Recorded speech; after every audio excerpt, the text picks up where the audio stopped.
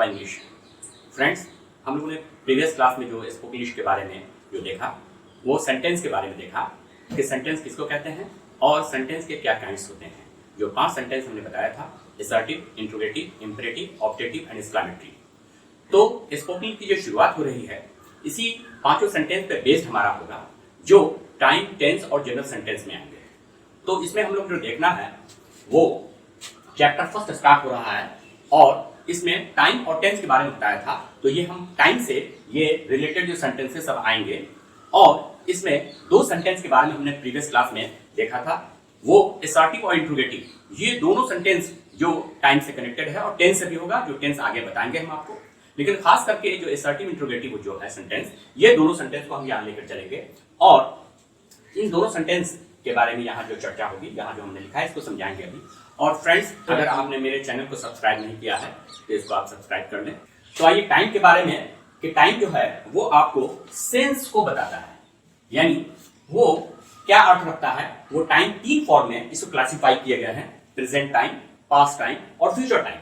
ये 3 हमारे हैं और प्रेजेंट टाइम और पास्ट टाइम और फ्यूचर टाइम का क्लासिफिकेशन नहीं होता है, डिवीजन नहीं होता है जैसे हमारे टेंस में होंगे कि ये टेंस जिसके बारे में आगे हम चर्चा करेंगे। जो टेंस में आपको जो वर्ब के जो फॉर्म्स आएंगे उसके बारे में, जो प्रेजेंट टेंस और पास्ट टेंस और फ्यूचर टेंस, ये तीनों प्रेजेंट, पास्ट और फ्यूचर, ये तीनों का क्लासिफिकेशन और डिवीजन यानी बंटवारा, उसका विभाजन होगा। जो प्रेजेंट टेंस को 4 हिस्सों में, present indefinite, imperfect, perfect and perfect continuous, उसी तरह से पास्ट को भी 4 और फ्यूचर को भी 4। लेकिन टाइम चैप्टर में ऐसी बात नहीं होती है। हम लोगों को प्रेजेंट टाइम, पास्ट टाइम और फ्यूचर टाइम, इन दोनों का, इस सभी का, तीनों का हम लोगों को रिकॉग्निशन यानी आइडेंटिफिकेशन, उसका पहचान यानी सेंटेंस में हम लोग देखना है कि लास्ट में जो हमारा होगा उसके आधार पर हमारा जो फॉर्मूला होगा जो बताएंगे आपको। और ये चूंकि ये बाइलिंगुअल प्रोसेस चल रहा है आप लोगों का, फ्रॉम हिंदी टू इंग्लिश, यानी द्विभाषीय, हम लोग द्विभाषी की बात करेंगे, हिंदी से अंग्रेजी की बात कर रहे हैं, जिससे आपको लैंग्वेज इंटरप्रिटेशन की बात, जो लैंग्वेज कन्वर्शन की बात हो रही है, ट्रांसलेशन की बात हो रही है, और इस तरह से आपका ये रिटन इंग्लिश होगा और फिर आपका स्पोकन इंग्लिश बेस पे होगा। आइए जरा पहले हम लोग ये असर्टिव सेंटेंस और दूसरा हमारा इंट्रोगेटिव सेंटेंस, ये दोनों को, assertive sentence has been divided into 2 parts, affirmative as well as negative, यानी सकारात्मक और नकारात्मक। और इंट्रोगेटिव यानी प्रश्नवाचक की बात हो रही है, ये प्रश्न की बात हो रही है, ये भी आपका affirmative. In short it has been written as AFF of and negative as neg, NEG, neg. Affirmative और नेगेटिव को शॉर्ट फॉर्म में हमने लिखा है। तो ये दोनों की बात होगी। असर्टिव सेंटेंस जिसके बारे में आपको हम पहले बताया भी था, डिक्लेरेटिव सेंटेंस जो बात कहते हैं, बलपूर्वक बात, वो हमारा असर्टिव सेंटेंस कहलाता है। जो स्टेटमेंट देते हैं, जो बात कहते हैं, वो असर्टिव सेंटेंस है। अब आइए, कोई भी आपको ट्रांसलेशन बनाने के लिए तो आपको 3 चीज की जरूरत पड़ती है। पहली चीज ये है कि उस सेंटेंस का आप लास्ट पार्ट देखिए, उसका रिकॉग्निशन, उसकी पहचान के अंतिम में क्या है। उसके बाद हम लोगों को उसका फॉर्मूला देखना है। रिकॉग्निशन यानी पहचान कहते हैं इसको, और कैसे पहचानेंगे कि किस टाइम में आ रहा है, कौन से फॉर्म में है, वो असर्टिव में है क्या, अफर्मेटिव में, नेगेटिव में है। और उसके बाद फॉर्मूला, और फॉर्मूला के बाद आपको वर्ड्स यानी जो सब्जेक्ट होंगे या ऑब्जेक्ट या कंप्लीमेंट होंगे या और सारे वर्ड्स जब होंगे, उसका आपको इंग्लिश जानना है। तो सिर्फ 3 चीजों को अंग्रेजी आपको बनाने के लिए जानना है। पहला तो उसका रिकॉग्निशन, दूसरा फॉर्मूला और तीसरा वर्ड्स। बस 3 चीजों हो गए और फिर आप then you can translate from Hindi to English. तो पहला हम लोग ये रिकॉग्निशन यानी हूं, है, हो, हैं, ये आपका प्रेजेंट टाइम ये में है। दूसरा था, थे, थी, ये पास्ट टाइम है। मीन इफ यू फाइंड है, हूं, हो और था, थे, थी in the last part of the sentence, thereafter you will decide that how you will translate। तो ये फॉर्मूला हमारा है, और फॉर्मूला ये subject S plus is, are, am, was, were plus not plus object और कॉम्प्लीमेंट। तो ये हमारा जो है सब्जेक्ट। सब्जेक्ट कहते किसको है, ये नाउन या प्रोनाउन जो आएंगे आपके, वो हमारा सब्जेक्ट होगा। और सब्जेक्ट के साथ आपको जो वर्ब लगाना है, इज, आर, एम, वॉज, वर, ये वर्ब आपको लगाना है, जो आपके हेल्पिंग वर्ब या लिंकिंग वर्ब कहते हैं। ये वर्ब, यहाँ मेन वर्ब की बात नहीं हो रही है। अब ये सब कौन से सब्जेक्ट के साथ कौन सा वर्ब लगेगा, इसको देखना है। तो सब्जेक्ट बारे में पहले चर्चा कर लें। ये सब्जेक्ट हमारा आई है, इसके साथ वर्ब हमारा एम प्रेजेंट में और पास्ट में वॉज लगेगा। फिर दूसरा सब्जेक्ट हमारा वी है, इसके साथ वर्ब आपका आर और वर्ड लगेगा। यू तीसरा हमारा सब्जेक्ट है, इसके साथ आर या वर्ड लगेगा। और ये हमारा फर्स्ट पर्सन है, जो आपको प्रोनाउन चैप्टर में भी अलग से पढ़ाई जाएगी। और ये भी फर्स्ट पर्सन है, ये सिंगुलर, ये प्लूरल है, ये सेकंड पर्सन है। अब आइए थर्ड पर्सन की बात कर रहे हैं। He, she, it, this, that, they, these, those, ये आपका सब थर्ड पर्सन है। मीनिंग आइए, आई मैं जानते हैं, वी हम लोग, यू तुम या आप, ही वह मेल के लिए, फीमेल के लिए शी वह, इट यह या वह, दिस यह या इस, दैट वह या उस, दे वे लोग, दीज यह सब, दोज वह सब। तो ये आपका थर्ड पर्सन में है। अब आइए इसके अलावा प्लस दे या साइन यहां है, समवन और समबडी, इन दोनों का मतलब होता है कोई, आदमी के लिए है, यानी राम श्याम और एनीवन। एवरीवन और एवरीबडी, इन दोनों का मतलब प्रत्येक या हर एक, ये सब सिंगुलर है। नो वन या नोबडी, नो अलग लिखना है, वन अलग लिखना है। नो वन या नोबडी, नोबडी एक साथ लिखना है, दोनों का मतलब कोई नहीं। एवरीथिंग यानी सब कुछ, नथिंग कुछ नहीं, ये सभी के सभी सिंगुलर हैं। समवन और somebody, everyone, everybody, no one, nobody, everything, nothing, ये सभी का सिंगुलर हैं और इन सभी के साथ हमारा इज या वॉज लगेगा और प्लूरल के साथ आर या वर्ड लगेगा। आइए जरा देखें हम लोग। और प्लस ऑल नाउन्स, काउ और काउस सिंगुलर हो या प्लूरल हो, चाइल्ड और children, dog dogs, man main, woman women, people cattle, Ram Sita, Ram and Sita, father mother, honesty, life, death etcetera. ये सभी नाउन है। दुनिया में कितने नाउन हैं? अनकाउंटेबल है। तो कितने नाउन हैं जो भी हो, अगर सिंगुलर है तो हमको इज या वॉज लगाना है, प्रेजेंट में इज, पास्ट में वॉज लगाना है यानी है और था के लिए, और प्लूरल के लिए हम लोगों को प्रेजेंट में आर लगाना है और पास्ट में वर्ड लगाना है। ये तो जनरल हमारा रूल हुआ। लेकिन स्पेशल केस में आप लोगों को बातें बताई जाएगी कि आई के साथ हम लोग स्पेशल केस में जब आएंगे तो आई के साथ हम लोग इज भी लगा सकते हैं, आई के साथ वर्ड भी लगाएंगे। वो कंडीशनल सेंटेंस की बात आएगी जब हम सेंटेंस को जोड़ेंगे। वी ये इसके साथ उसी तरह से ये कंडीशन में आएंगे जो आप पढ़ रहे हैं, जनरल रूल है। ये जनरल रूल के अलावा भी आपके एक्सेप्शन में आएंगे और वो कंडीशनल सेंटेंसेस की बात जब होगी ये सब बाद में बताई जाएगी। आइए जरा ये जनरल में हम लोगों को समझना है। अब ये असर्टिव सेंटेंस की बात हो गई। इंट्रोगेटिव सेंटेंस यानी प्रश्न की बात आएगी, क्वेश्चन करना है।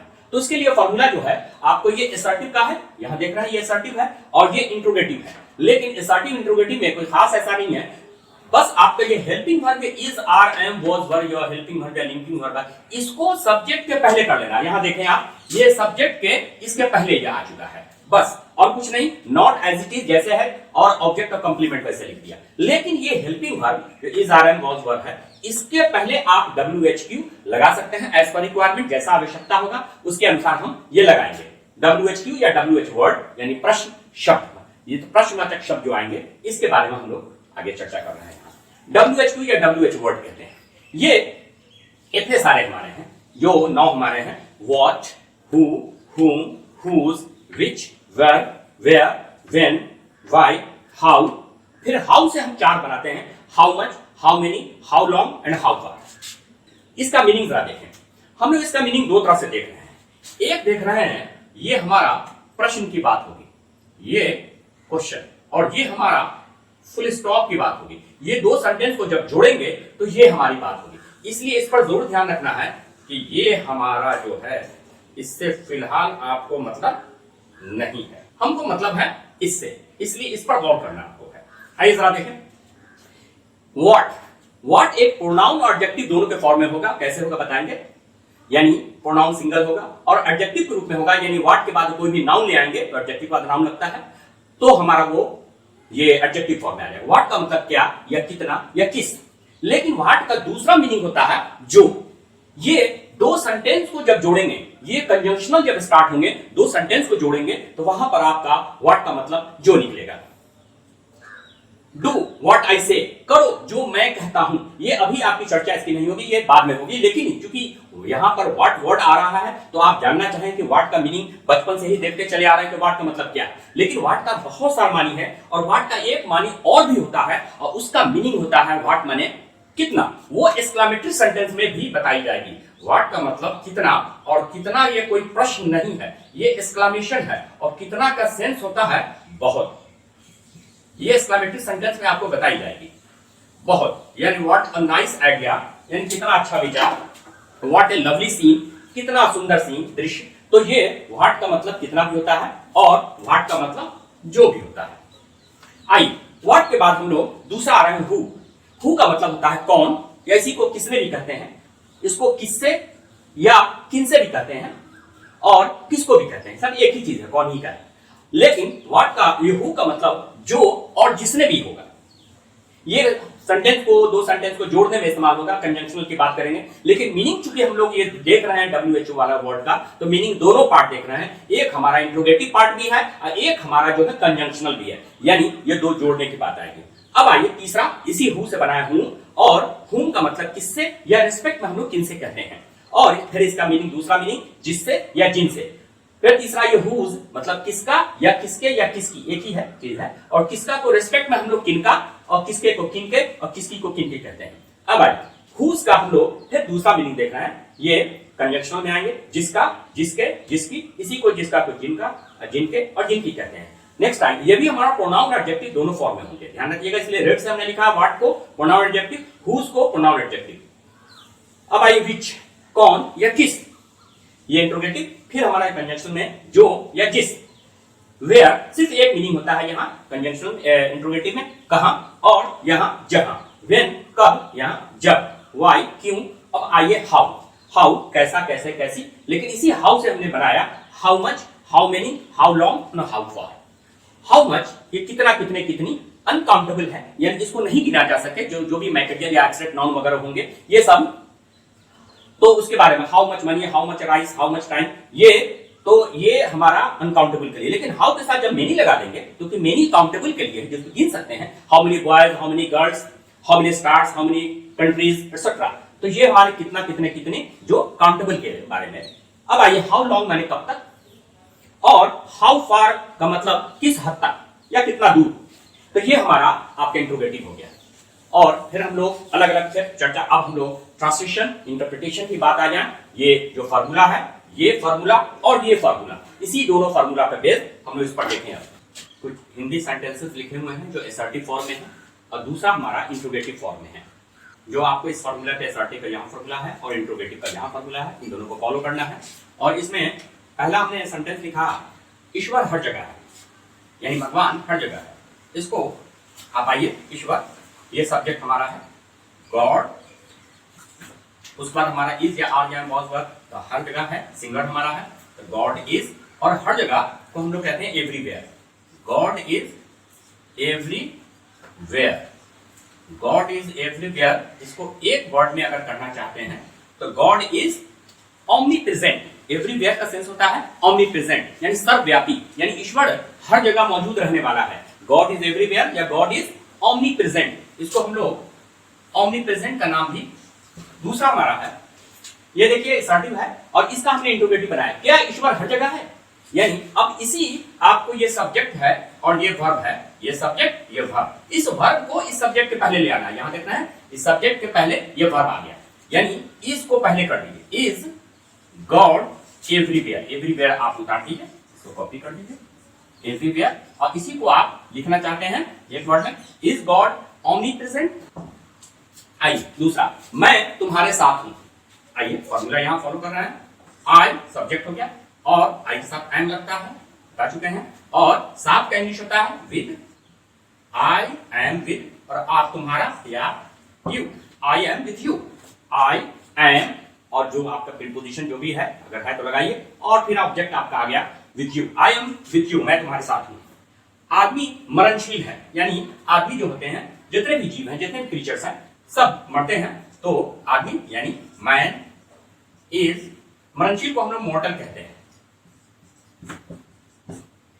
मैन इज मोर्टल, और इसी का अपोजिट होता है एंटोनिम इमोर्टल, अमर, जो कभी नहीं मरते हैं, यानी soul, soul is immortal, soul never dies, आत्मा कभी नहीं मरती है। लेकिन जितने भी जीव हैं वो मरते हैं, मृत्यु अवश्यंभावी है, यानी मौत बरहक है, ये सभी को जो पैदा हुए हैं उनको मरना है, तो अवश्यंभावी, तो इसको हम लोग डेथ, और सिंगुलर हमारा है सब इस लगा रहे हैं, डेथ इज, और अवश्यंभावी जिसको कहते हैं इनएविटेबल,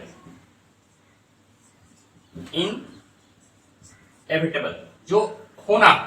आइए, मैं कल वहां नहीं था, मैं आई वॉज पास्ट में आ गया, हाँ है तो वॉज लगा, है या हूं या वो है तो इजारा में लगा। I was not there yesterday, I was not there yesterday, मैं कल वहां नहीं था। आई कमरे में कोई नहीं है, कमरे में कोई नहीं का इंग्लिश आपको बता चुके हैं उधर, नो बडी या नो वन, आप दोनों में किसी का भी इस्तेमाल कर सकते हैं, नो बडी भी कर सकते हैं या no one. No one is in the room, in the room. लेकिन अगर इसको आप ऐसे बनाएं, कमरे में कोई नहीं है, nobody is in the room, लेकिन अगर आप इंट्रोडक्टरी का इस्तेमाल करना चाहते हैं, इंट्रोडक्टरी जो हमारा इट और देयर के नाम से जाना जाता है, इंट्रोडक्टरी जो देयर, इस देयर का कोई मीनिंग नहीं है और इट, इसका भी कोई मीनिंग नहीं है, ये हमारा इंट्रोडक्टरी कहलाता है। इंट्रोडक्टरी कहते किसको है? Introductory is that where subject is not available, means you have to start the sentence with either it or there. जहां सब्जेक्ट नहीं हो वहां आप देयर या इट से शुरू करेंगे, लेकिन देयर कहां होगा और इट कहां होगा, इसके बारे में आप लोग अब तक यही देखते चले आ रहे हैं कि देयर माने वहां और इट माने यह या वह। ये होता तो जरूर है, लेकिन यहां पर एक इंट्रोडक्टरी के फॉर्म में आ रहा है, एक ये इंट्रोडक्शन कराता है, परिचय कराता है, परिचयात्मक है ये हमारा, इसलिए यहां पर इसका कोई मीनिंग नहीं है। तो जब इसको आप ऐसे भी कर सकते हैं, देयर इज नो वन या there is nobody in the room, आप ऐसा बनाना चाह सकते हैं, लेकिन सिंपल में इसमें इन द रूम ये इसका सहारा मिल गया, इसलिए हम नो बडी देयर का इस्तेमाल नहीं किया। लेकिन आप बनाना चाहें तो there is nobody in the room, ये भी बना सकते हैं।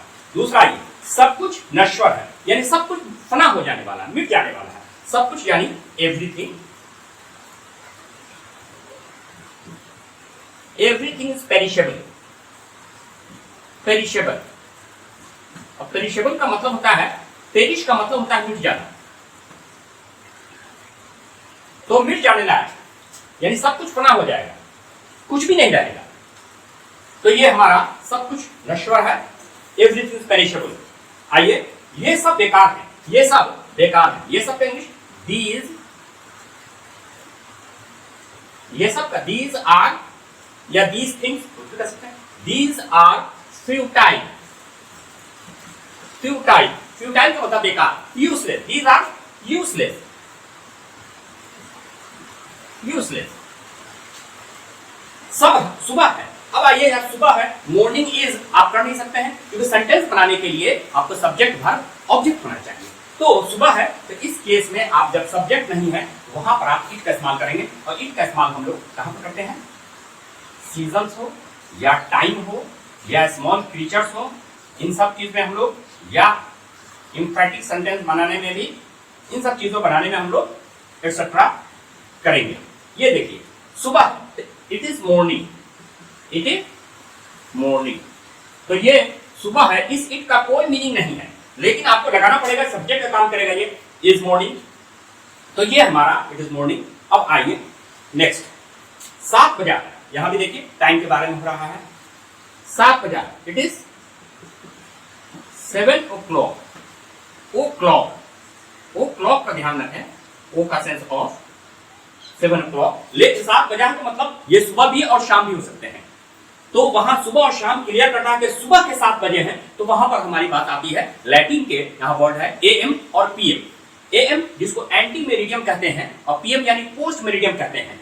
तो अगर यहीं पर कह दें सुबह के 7 बजे हैं तो इट इज 7 AM, शाम के 7 बजे है इट इज 7 PM। लेकिन अगर क्लियर नहीं है सुबह या शाम है या दिन है या रात है, यानी तो वहां पर हम लोग ओ क्लॉक का इस्तेमाल करेंगे।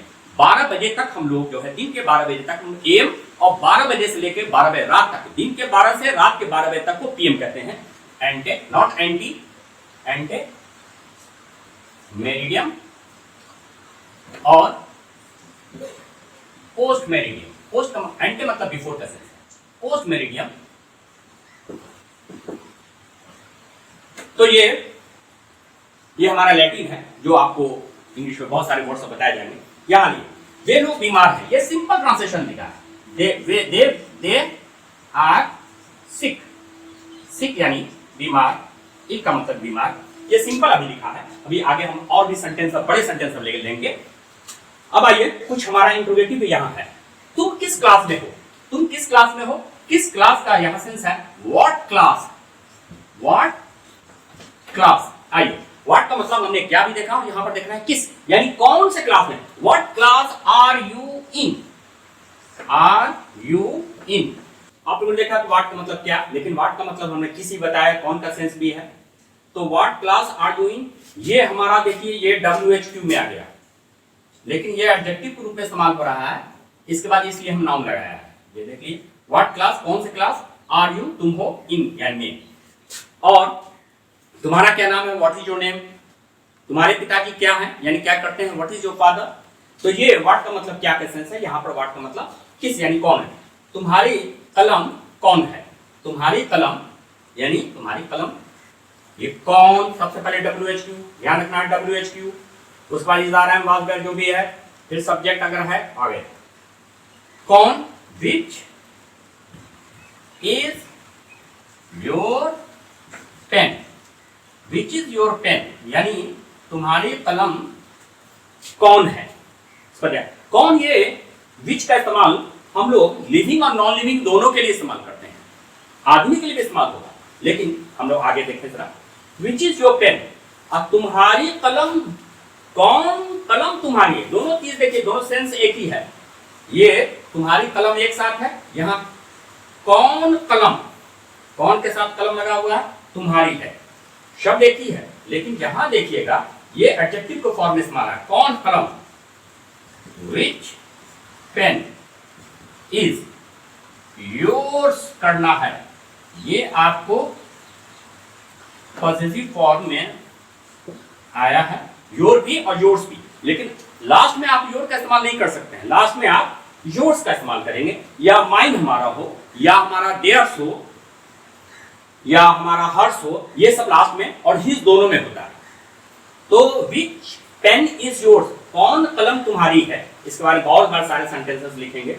या विच हमारा हो गया WHQ, उस पर नाउन है, ये एडजेक्टिव को फॉर्म में इस्तेमाल हो रहा है और ये प्रोनाउन के फॉर्म में इस्तेमाल हो रहा है। आइए, इनमें माइकल कौन है, इनमें बहुत सारे लोग हैं, यहां देखिए आदमी के लिए हम विच लगा रहे हैं, which of these gentleman is Michael, ध्यान दीजिएगा, विच ऑफ दीज जेंटलमैन, ये सब जो जेंटलमैन, ये सब आदमी जो हैं, इनमें कौन माइकल है, ध्यान दीजिएगा, बहुत सारे हैं आदमी, उनमें माइकल कौन है, ये जब हमारे चूज करना है इनमें से कौन है, तो वहां पर विच जो आदमी के लिए भी इस्तेमाल होगा। ऐसे तो बचपन से आप देखते आ रहे हैं तो हु का इस्तेमाल आदमी के लिए है, लेकिन यहाँ पर विच का इस्तेमाल, यहाँ देखिए वस्तु के लिए है, नॉन लिविंग के लिए विच है, लेकिन यहाँ आदमी के लिए आया है। उनमें तुम्हारा भतीजा कौन है, तुम्हारा बेटा कौन है, जो भी हो, ये भी आप आदमी के लिए इस्तेमाल होगा। यहाँ देखिए, उनमें तुम्हारा भतीजा कौन है, which is your nephew, nephew यानी भतीजा, अमॉन्ग देम, बहुत सारे आदमी हैं, उसमें तुम्हारा भतीजा कौन है, ये भी जब ऑप्शन के बाद चूज करना होगा तो उसमें आप विच का इस्तेमाल आदमी के लिए करेंगे, हु का इस्तेमाल रॉन्ग माना जाएगा। ये हमारा आपका चैप्टर फर्स्ट का, इसमें जब कुछ एग्जाम्पल देखे हैं, इसी पर बेस्ड हम कुछ और भी एग्जाम्पल आपको देखेंगे, वो नेक्स्ट क्लास में